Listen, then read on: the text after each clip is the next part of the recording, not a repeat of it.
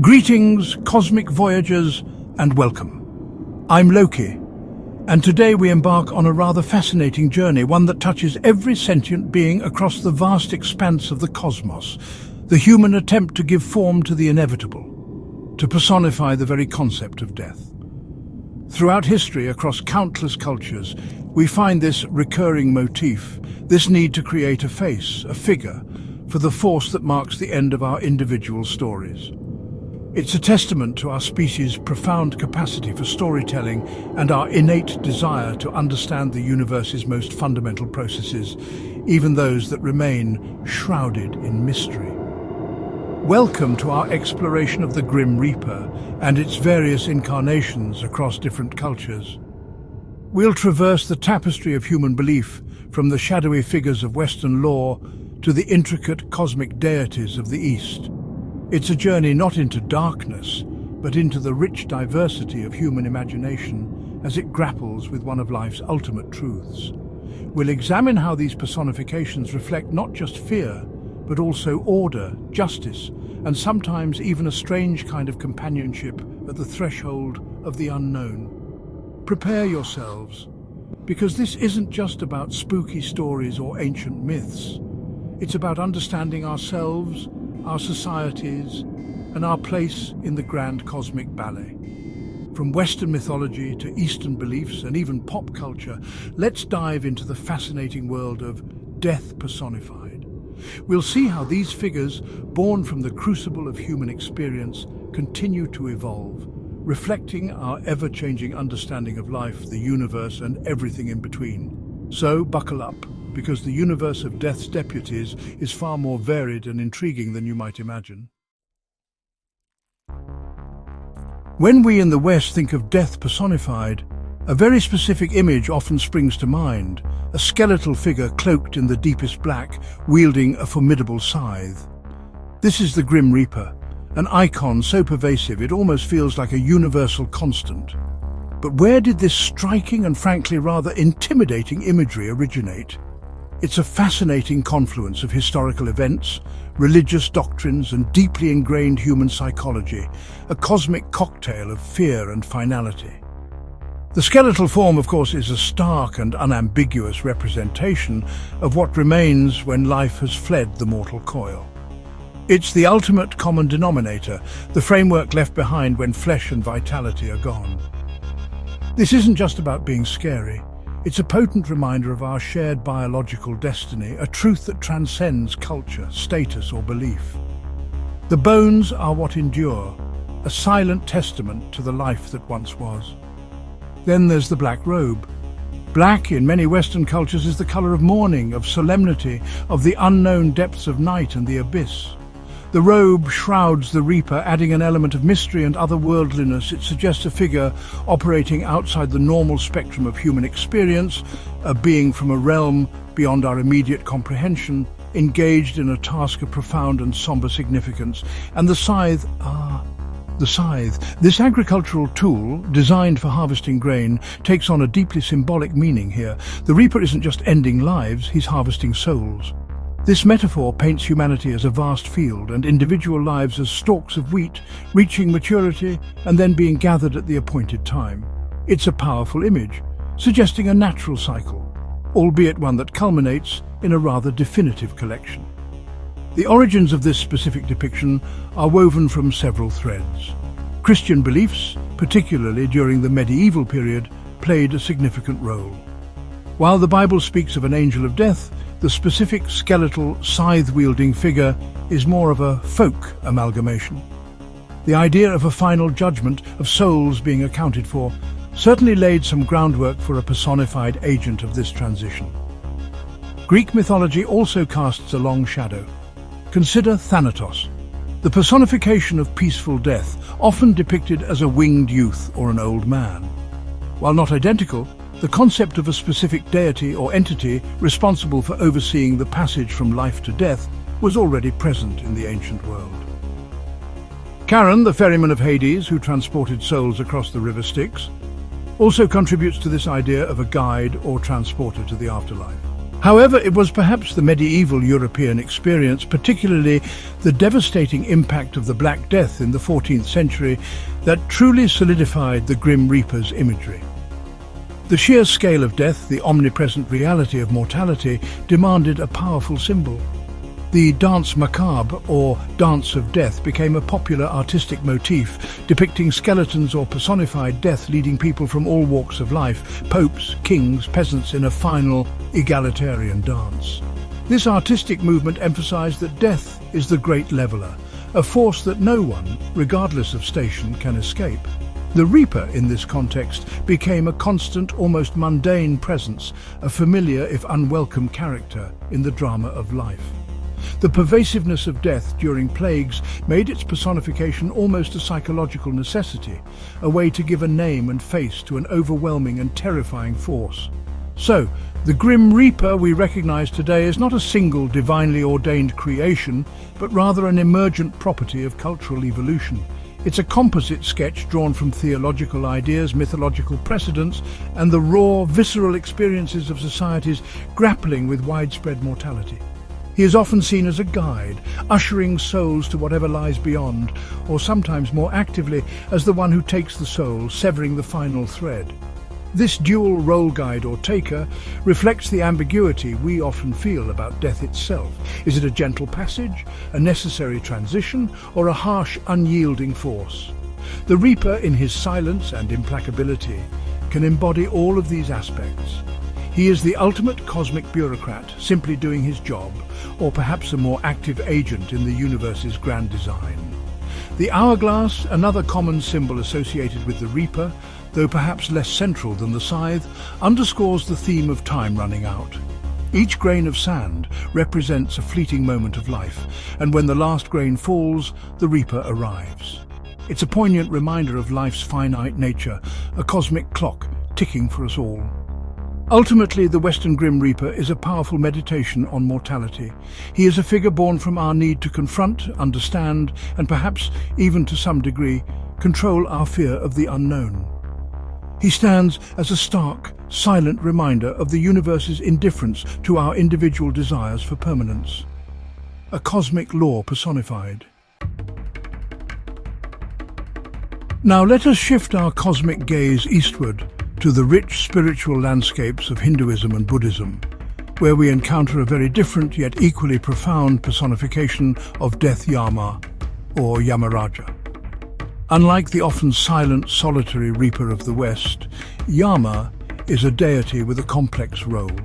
Deeply embedded in the moral and cosmological framework of these traditions, he is not merely a collector of souls, but a judge, a king, and a guardian of cosmic law. In Hinduism, Yama is revered as the god of death and justice. He is said to be the first mortal who died, and by virtue of this pioneering experience became the ruler of the departed and the lord of the underworld, known as Naraka. This isn't simply a place of eternal torment, but a realm of purification and karmic reckoning, a necessary station in the soul's long journey. Yama's role is intrinsically linked to the concept of dharma, the cosmic order, righteousness and moral law that underpins the universe. He doesn't act out of malice or caprice. His judgments are based entirely on an individual's karma, the accumulated sum of their actions, thoughts and intentions throughout their lives. He is, in essence, the ultimate auditor of the soul's account. His iconography is distinct and symbolic. Yama is often depicted with green or blue skin, riding a formidable black water buffalo, an animal signifying strength and determination. In his hands he may carry a mace, gada, to crush injustice, or a noose, pasha, to ensnare the souls of the deceased at the appointed time. These are not tools of arbitrary cruelty, but instruments of cosmic order. Think of the universe as an immense, intricate system of cause and effect. Yama's function within this system is to ensure that the law of karma is upheld. His court is a place of meticulous record-keeping, where Chitragupta, his assistant, reads out the account of a soul's earthly deeds. Based on this, Yama delivers his judgment, determining the soul's next destination, be it a period in Naraka for purification, or rebirth into a higher or lower realm of existence. In Buddhism, Yama, often known as Yamaraja, holds a similar, though slightly nuanced position. He is also a Dharmapala, a wrathful deity, but one who ultimately protects the Dharma and its practitioners. He presides over the judgment of the dead, determining their path in the cycle of samsara, the endless round of birth, death and rebirth, driven by karma and ignorance. The Buddhist understanding of Yama is often filtered through the lens of impermanence and the pursuit of enlightenment. While his realm and judgments are real within the conventional understanding of reality, the ultimate goal is to transcend this cycle altogether, to achieve nirvana and escape the jurisdiction of Yama entirely. He serves as a stark reminder of the consequences of unskillful actions. In some Buddhist traditions, particularly in Tibetan Buddhism, Yama is depicted with fierce and terrifying imagery. This isn't to portray him as inherently evil, but rather to symbolize the terrifying nature of our own negative karma and delusions when confronted directly. His wrath is directed not at the soul itself, but at the defilements that bind it to suffering. The specific mention of Myanmar, where Yama is believed to decide the fate of the dead based on their karma, highlights the regional variations and the enduring power of this concept. The core idea remains: death is not an arbitrary end, but a transition overseen by a just, if stern, arbiter who ensures that actions have consequences, reverberating through the cosmos. This contrasts quite dramatically with the Western Reaper's often more mechanistic role. While the Reaper ensures the event of death, Yama ensures the justice associated with the life lived. It's a system that emphasizes moral accountability on a cosmic scale, where every action contributes to the soul's ongoing journey. The concept of Yama also offers a different psychological framework for understanding death. Instead of a sudden, perhaps fearsome cessation, death becomes a point of reckoning, a moment where the balance sheet of one's life is examined. This can be a source of motivation for ethical living, knowing that a divine judge, impartial and unyielding, awaits. So Yama is far more than a simple god of death. He is a cornerstone of a moral universe, a king ensuring order, a judge delivering karmic justice, and a reminder that our lives have profound and lasting consequences. He represents the universe's inherent fairness, a cosmic principle that ensures eventually all accounts are settled. Our cosmic exploration now takes us to the islands of Japan, where the concept of death's personification takes on yet another fascinating form, the Shinigami.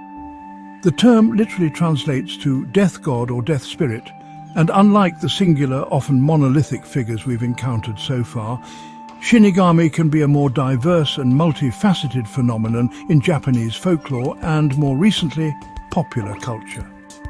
The idea of Shinigami is not as ancient or doctrinally defined as Yama in Hinduism or Buddhism, though it certainly draws from Japan's rich spiritual tapestry, which includes native Shinto beliefs and imported Buddhist traditions. They are supernatural beings whose primary role is to invite humans towards death or to accompany their souls to the afterlife. This invitation can be a crucial distinction. One of the most intriguing aspects of Shinigami, particularly in older tales, is their potential for neutrality or even a kind of detached, sometimes almost bureaucratic, approach to their duties. While the Western Grim Reaper often carries an aura of dread and Yama an air of stern judgment, some traditional Shinigami stories portray them as simply fulfilling a role, sometimes even bound by rules or susceptible to being tricked or negotiated with, if only temporarily. This variability is key. There isn't one single, universally agreed upon depiction of a Shinigami in classical folklore. They might appear as shadowy figures, or sometimes even take on human-like forms. Their methods too can vary. Some tales depict them as influencing humans to take their own lives or to walk into fatal accidents, while others see them more as escorts for souls whose time has come. The influence of Buddhism in Japan, with its own concepts of afterlife and spirits, undoubtedly contributed to the environment in which Shinigami lore could flourish. However, Shinigami often operate with a different flavor than the more structured cosmology of Buddhist hells and heavens, presided over by figures like Enma-O, the Japanese equivalent of Yama. Shinigami can feel more localized, more intimately tied to the moment of death itself. It's important to note that the prominent image of Shinigami that many outside Japan might be familiar with today, often seen in anime and manga, is a more modern interpretation and significant expansion of these folkloric roots. We'll touch on pop culture more directly later, but the seeds of these modern portrayals lie in these older, more ambiguous figures from traditional stories, rakugo and kabuki plays. In some traditional narratives, Shinigami are not inherently evil. They are simply agents of a natural process. There are tales where a Shinigami might reveal to a human how to prolong their life, often involving candles representing lifespans, or where their presence is more a matter of cosmic scheduling than malevolent intent. This allows for stories that explore themes of fate, chance, and the human desire to outwit death. Consider the psychological function of such beings. If death is not always a terrifying reaper or a stern judge, but sometimes a more neutral, even fallible entity, it perhaps makes the prospect of mortality slightly less overwhelming. It introduces an element of narrative, of potential interaction, into an otherwise absolute and uncontrollable event. The playful aspect mentioned in the brief is interesting. This doesn't usually mean fun in a light-hearted sense, but rather that they might engage in deceptions, or their actions might have unforeseen, almost whimsical, consequences from a human perspective. This reflects a worldview where the spiritual and mundane worlds are closely intertwined, and where spirits can have complex, not always predictable, motivations. The very plurality of Shinigami is also significant. The idea of death gods rather than a single god of death allows for a wider range of stories and interpretations. Different Shinigami might have different responsibilities, different personalities, or be associated with different kinds of death, reflecting the diverse ways in which life can end. So while the Western Reaper often represents a singular, inexorable end, and Yama, a structured cosmic justice, the traditional Shinigami of Japan introduce a more nuanced, sometimes even capricious element to the personification of death. They are a testament to a culture's unique way of weaving together spiritual beliefs, folklore, and the universal human experience of mortality, creating figures that are less about ultimate judgment and more about the intricate dance between the living and the forces that govern their departure. We've journeyed through ancient mythologies and venerable traditions, but the human fascination with personifying death hasn't waned in the modern era. In fact, it has exploded across the vibrant landscapes of pop culture, in movies, comic books, video games, and animation. Here, the archetypes we've explored are not just preserved, they are remixed, reimagined, and often imbued with entirely new cosmic significance. Consider the universe of Marvel Comics. Here, death is not just an event, but a powerful cosmic entity, often depicted as a silent, cloaked female figure. What's truly fascinating is her role in grand cosmic narratives. She is the object of Thanos, the Mad Titan's affections, his desire to court her by extinguishing half of all life in the universe being a central, universe-shattering plot point. This elevates death from a mere functionary to a motivator of cosmic-scale events, a being whose favor can alter the fate of galaxies. Then there's Deadpool's relationship with the same Marvel death. It's a bizarre love triangle, often played for dark comedy, with Deadpool and Thanos vying for her attention.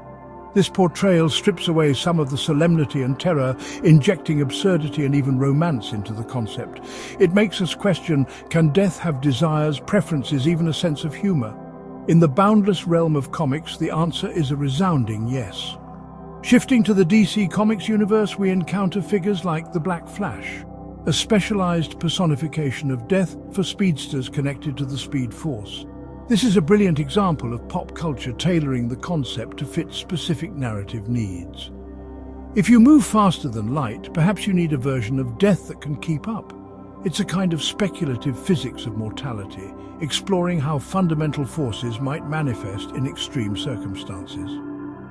Anime and manga have given us a particularly rich and diverse array of death personifications, often drawing inspiration from the Shinigami folklore we discussed. In the series, Shinigami are soul reapers, a whole society of spiritual warriors who guide souls to the afterlife and purify malevolent spirits. Here, Death's agents are protagonists with complex powers, hierarchies and moral dilemmas. Presents another unique take, where Death himself is the headmaster of an academy that trains meisters and sentient weapons to fight evil and collect souls. He's depicted as a somewhat comical, even fatherly figure, despite his immense power. His son, Death the Kid, is obsessed with symmetry, adding another layer of quirky personification. This makes Death approachable, even relatable, a far cry from a purely terrifying figure. And one cannot forget where Shinigami are otherworldly beings who drop notebooks into the human world, which grant the power to kill anyone whose name is written within. Here, Shinigami, like Ryuk, are portrayed as bored, almost voyeuristic observers, using humans for their own amusement. This explores the ethical implications of wielding the power of death and the detached nature of such beings. Movies, too, have given us iconic personifications. Ingmar Bergman's 1957 film features Death as a chess-playing figure, engaging a knight in a game for his life during the Black Plague. This is a profound philosophical exploration of faith, doubt, and mortality. On the complete opposite end of the spectrum, portrays Death as a somewhat hapless figure who is challenged to and loses at various board games, eventually becoming an ally. Video games offer interactive encounters with Death's agents. Players navigate a film noir-inspired Land of the Dead, where travel agent Manny Calavera reaps souls and uncovers corruption. It's a bureaucratic, stylized, and surprisingly poignant depiction of the afterlife. Series like allow players to Death, one of the four horsemen of the apocalypse, wielding immense power in a cosmic struggle. These pop culture portrayals are incredibly significant. They act as a kind of cultural feedback loop, reflecting our contemporary anxieties, hopes, and philosophical musings about mortality. They allow us to explore what-if scenarios. What if death could be bargained with, fought, befriended, or even loved? What if the afterlife has rules, politics, or even a sense of humor? The creative freedom here is immense. Artists and writers deconstruct the ancient archetypes and reconstruct them in ways that resonate with modern audiences. Sometimes it's about demystifying death, making it less terrifying by making it familiar or even flawed. Other times it's about amplifying its cosmic grandeur, its role in the vast machinery of the universe. Ultimately, these pixelated phantoms and celluloid spectres show that our need to personify death, to give it a narrative, is as strong as ever. It's a way for us to continue the conversation about one of life's greatest mysteries, using the imaginative tools of our time to explore the same fundamental questions that have captivated humanity for millennia. So, our journey through the many faces of death's personification comes to a close, at least for now. As we've seen, the Grim Reaper and its equivalents are universal symbols of death, appearing differently in each culture, yet all stemming from that fundamental human need to understand and articulate the end of life. From the scythe-wielding harvester of Western lore to the karmic judge Yama, the diverse Shinigami of Japan, and the ever-evolving icons of pop culture, each figure offers a unique lens through which we view our own mortality.